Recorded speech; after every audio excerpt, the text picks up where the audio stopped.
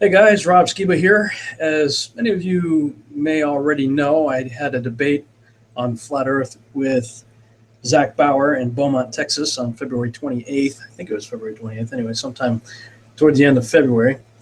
And toward the end of the debate, we opened up the floor to questions from the audience. And there was one person who challenged me on my flight path. I showed that the flight that I took to Kenya is a straight line on the flat Earth map, or the Azimuthal Equidistant map.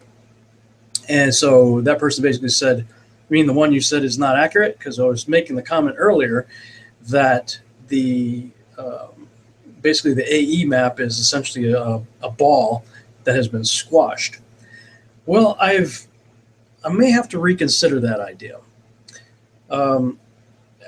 I do believe that the AE map, as it is being used today, is a representation of a polar azimuthal equidistant map based on the projection of a flat plane circular map from a globe.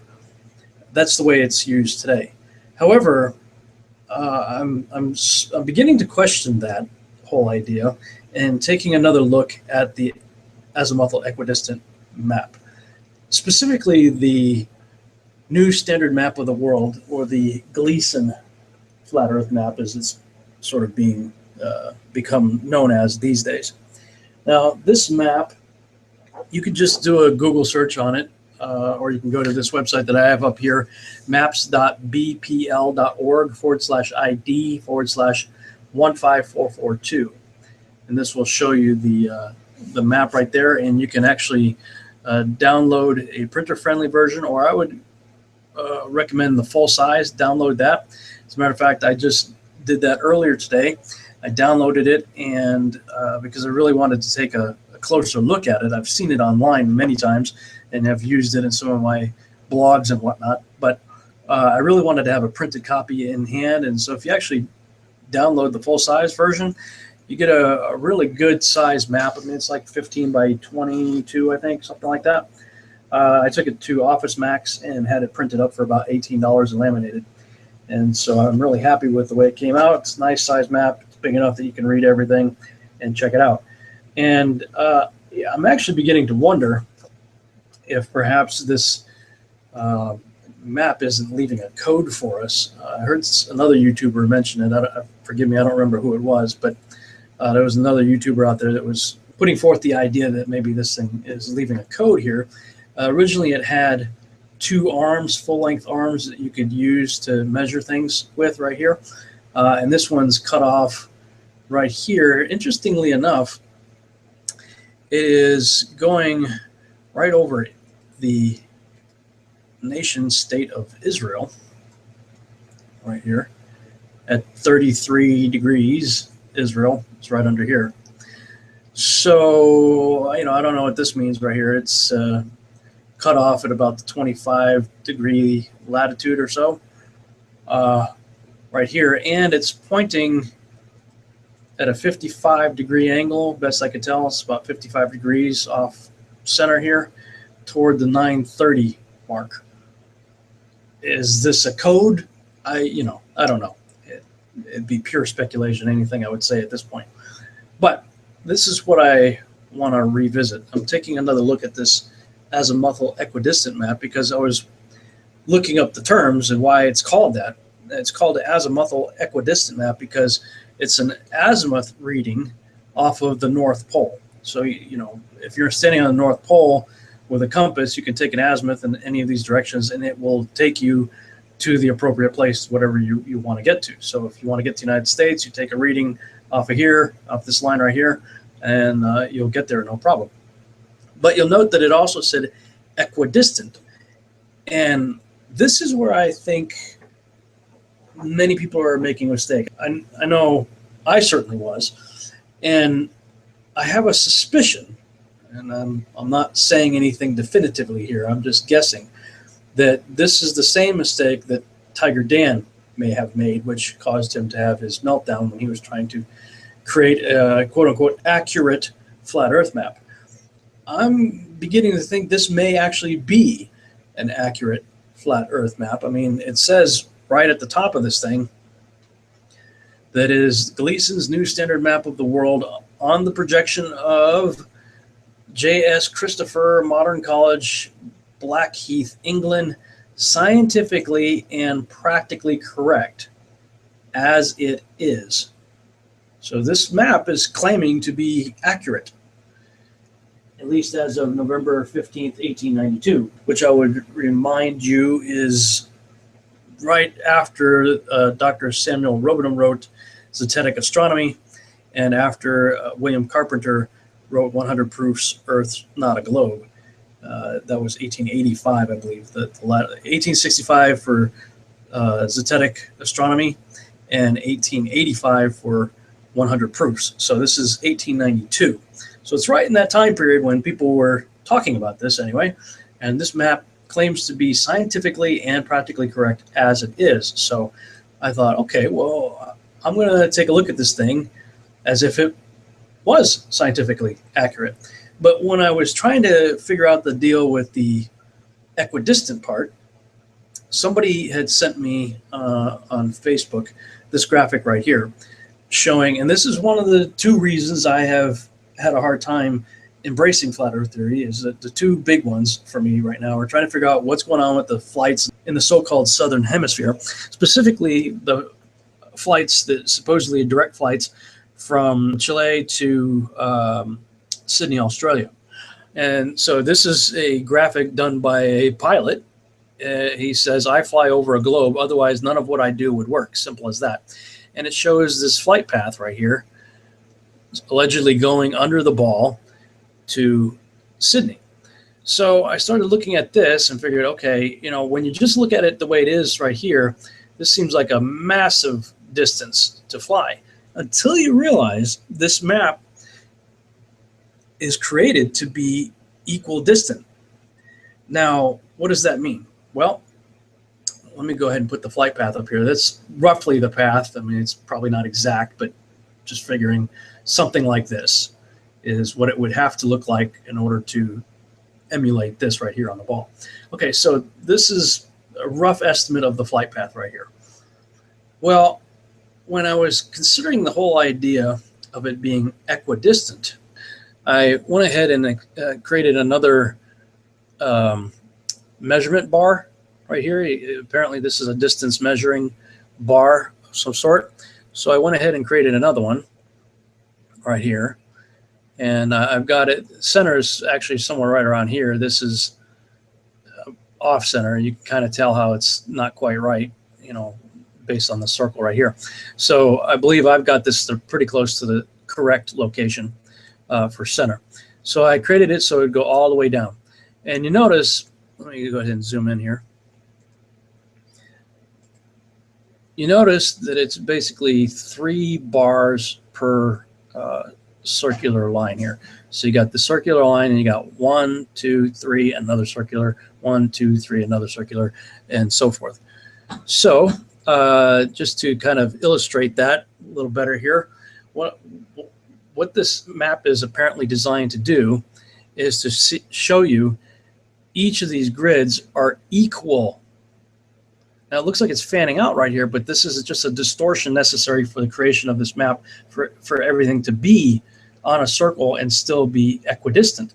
So this square right here is identical in terms of distance to this one right here. It's equidistant. This is 3 bars. Let me show you the second one here. Okay, 1, 2, 3, right? And you also got 1, 2, 3. So if you just kind of carry these lines forward, you know, from see how this is white right here, black, white, take this line and keep that going all the way, take this line and going all the way right here. This square in terms of distance is identical to this square right here in terms of distance. So I went ahead and created the squares to show you each of these squares right here are all the same distance, height and width, if I can use those terms. All right. So with that being the case, I thought, okay, so I mean, I just showed you that this is a consistent black, white, black, white, black, white, 3 per and 3 per. So it is consistent. It's just scaled for the purpose of creating lines on a disk. But what it's telling you again is this distance, this square right here, in terms of height and width, is identical to this one in terms of height and width. All right? Hopefully you're following me here. So I went ahead and created sort of a fan right here and staggering the squares so it's not confusing, so you can see. Okay, and the reason I did this was because I wanted to get an idea of distance. When you go on Google Earth, for instance, and you look at the United States of America and you look at Australia, they're pretty close to the same size. And in fact, if you use the measuring tool here, and let's say we go from here, let's say to here, it's 2,479.68 miles. Let's just say 2,500 miles wide, just getting a rough estimate here. And let's do a height deal. And 1,899.79 miles tall, if you will. Let's just say 1,900. So it's 1,900 by 2,500, roughly. Well, let's do the same thing with the United States. Let's say we'll go from here across to here. It's 2,620.67. So let's just say 2,600 miles across. So it's very close. 2,600 miles across to Australia's 2,500 miles across. And let's do height. Let's say from Texas. Oops. From Texas up to this little point right here. And that's 1,627.17. So let's just say 1,600. So we got 2,600 by 1,600 for the US and 2,500 by 1,900 for Australia. So very close. Well, if you take my little fan here that I've created here, showing the equidistant grids, and let me just swing that over. Move the center point here. So I can swing it. Swing. So 3 grids across. 1, 2, 3. And this is all very rough, but just to get a rough idea here. 1, 2, 3 grids across. And it's a pretty good sized grid right there. You know, if you just slid the thing down, Texas continues down here. So if you just slid this down here, that's pretty good. So one grid height wise is equal to about 1,600 miles roughly. Okay. And 1, 2, 3 grids across is roughly 2,600 miles. 3 across, 26, 1 up, 1,600. So let's swing this little fan doohickey here over Australia. And you'll see that it's not quite as wide. Again, Australia was 2,500 miles across. The United States was 2,600. So it's not quite 3 grids across. Not quite 3 grids across. And I measured on the point side here. So, and it was 1,900. And from here to here, so we got 1 and about a half, 1.5. So at 19, now remember on the United States, it was roughly 1 grid was 1,600, but Australia is 1,900, and it's about 1.5 or so, give or take. So it's pretty close. This is pretty close. It's pretty accurate in terms of equidistant, looking at the grids right here. So that being the case, if we look at this flight path right here, it looks like it's dipping down a bit to get kind of close to Antarctica right here. Some people have claimed to have looked out the window and seen it and taken pictures of it. So it must get, you know, relatively close. So it looks like it's kind of a curved path, gets close here and then swings back up. So that's why I've got this kind of dipping down a bit right here, you know, over Antarctica. and coming around this way right here. So again, if we consider this fan of the grid of 3 going across here as equal to approximately 2,600 miles or so, let's say right about here.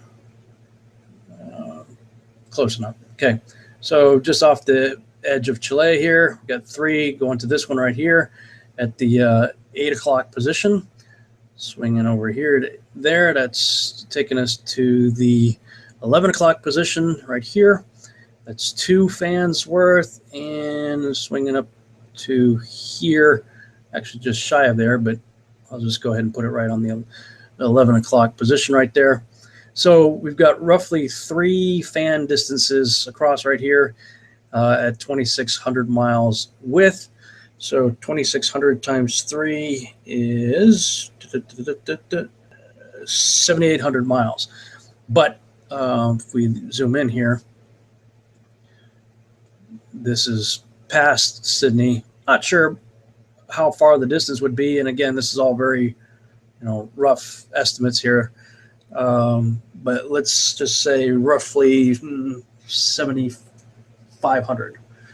Well, if you go Google direct flight Santiago, Sydney, you got this Qantas flight right here, supposedly nonstop, 14 hours, 15 minutes, nonstop. And if you go on Google Earth, I've already got this plotted out here, from Santiago, dipping down kind of close to Antarctica, and then over to Sydney right here. That's this path right here, and that comes out to 7,121. So close. Okay, 7,000 and change. So this is 7,121 on here. So let's just do the math here. Let's say just 7,200, and planes typically fly 500 plus miles per hour. So just divided by 500 gives us 14.4 hours of flight time. 14 hours and 15 minutes. So that's pretty darn close. That's what it's saying the flight time for Google Earth ball would be. And looking at this right here, within a few hundred miles, again, this is sloppy right here. So, somebody who's smarter than I am with math and has more time to play around with angles, we're coming up with pretty close to the same thing within a few hundred miles. So this flight would be 14 hours and change, depending on how fast the plane is flying. Some say if they fly a little bit faster than 500 miles per hour. And if that's the case, then you would, even on the flat Earth map, you would still get there in the same amount of time. So, give or take fudge factors here of a few hundred miles, it's pretty accurate. Again, I'm just winging it right here. And I'm thinking that this may be a lot closer to the truth than I had previously thought before. And I wish I had more time to unpack it. I wish I had more time to really dig into this. I don't. I just wanted to make this video so that somebody else out there who does have more time could maybe pick up where I left off and see what you come up with. But we got to bear in mind when we're looking at this map that it is equidistant. That is the most important thing right here. And so obviously the drawing of the continents and whatnot has to be skewed somewhat. So it's not necessarily giving us an accurate depiction of the shape and size of the continents, although probably pretty close. I mean, this one at least shows Greenland at its appropriate size compared to Africa, as opposed to the Mercator map that shows Greenland about the same size as Africa. So, and again, if you haven't seen my video that we can't trust maps, check that one out too, because all the ball Earth maps that have been created on a flat plane are completely distorted for various reasons also. So main thing I just wanted to point out was the equidistant part, and suggest to the community out there at large that maybe we need to rethink this as possibly being scientifically and practically accurate as it is. Just some food for thought. All right. You guys pick up where I left off. If you enjoyed this video, please subscribe to my channel, like the video, and share it with your friends and family. All right. So until next time, stay on the quest for truth.